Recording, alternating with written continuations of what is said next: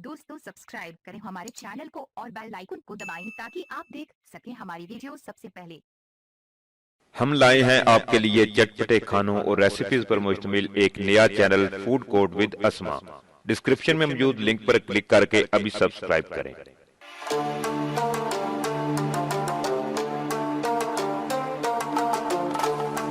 Pakistan बमुकाबला England पांचवां one day. Umpire ने बदतरीन फैसले की इंतहा कर दी। इंग्लिश फील्डर भी देखकर शर्म से पानी पानी हो गए। अस्सलाम वालेकुम दोस्तों, मैं हूं मोहम्मद अशर एक और नई वीडियो के साथ। हमारी वीडियो को फेसबुक व्हाट्सएप पर लाजमी शेयर करें। नई शेयर और लाइक करने के साथ साथ कमेंट में पाकिस्तान जिंदाबाद, पाक आर्मी जिंदाबाद जरूर कमेंट करें। पहले पाकिस्तानी बॉलर ने ऐसी बॉलिंग करवाई कि इंग्लैंड ने पाकिस्तान को जीत के लिए पहाड़ जैसा हदफ दे डाला, तो फिर रही सही कसर पाकिस्तानी बल्लेबाजों ने निकाल दी। दोस्तों, अगर पाकिस्तानी बल्लेबाजों के बारे में ये कहा जाए कि ये सब अपने लिए खेलते हैं और पाकिस्तान के लिए कोई नहीं खेल रहा, तो ये कहना गलत ना होगा। तफसीलात के मुताबिक इंग्लैंड ने टॉस जीतकर बैटिंग का फैसला किया और पाकिस्तानी बॉलर के खिलाफ भरपूर लाठीचार्ज शुरू कर दिया और मुकर्ररा 50 ओवर में 9 विकेटों के नुकसान पर 351 रन बना डाले। 352 रन के हदफ के ताकब में पाकिस्तानी टीम ने बैटिंग का आगाज किया तो क्रिस वोक्स ने शाहीनों के परखचे उड़ाकर रख दिए।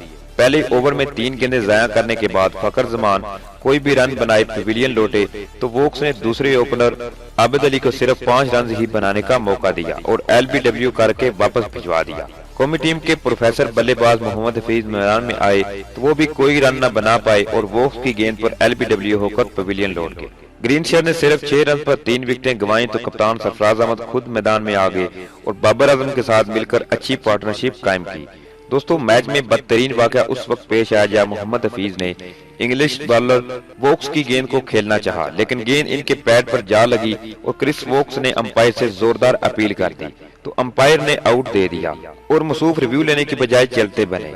बाद जब इसी गेंद का रिव्यू लिया गया तो इसमें देखा जा सकता है कि गेंद ना ही पिचिंग लाइन पर थी और ना ही विकेट हिटिंग पर, तो यूं अंपायर ने एक साफ नॉट आउट को आउट करार दे दिया और पाकिस्तान को मोहम्मद हफीज की शक्ल में एक बहुत बड़ा नुकसान उठाना पड़ गया। दोस्तों, यहाँ ये बात काबिल जिक्र है कि दूसरे हैंड पर खड़े बाबर आजम ने साथी खिलाड़ी को रिव्यू लेने का ना कहा, जिसकी वजह से शायकीन इन पर काफी तनकीद कर रहे हैं। तो दोस्तों, आपकी इस वाक़े पर क्या राय है, हमें अपनी कीमती राय से जरूर आगाह कीजिएगा। इसी के साथ मोहम्मद अशर को इजाजत दें। आपसे मिलते हैं अगली वीडियो में। पाकिस्तान जिंदाबाद, पाक आर्मी जिंदाबाद। ISI के गुमनाम हीरोज को सलाम।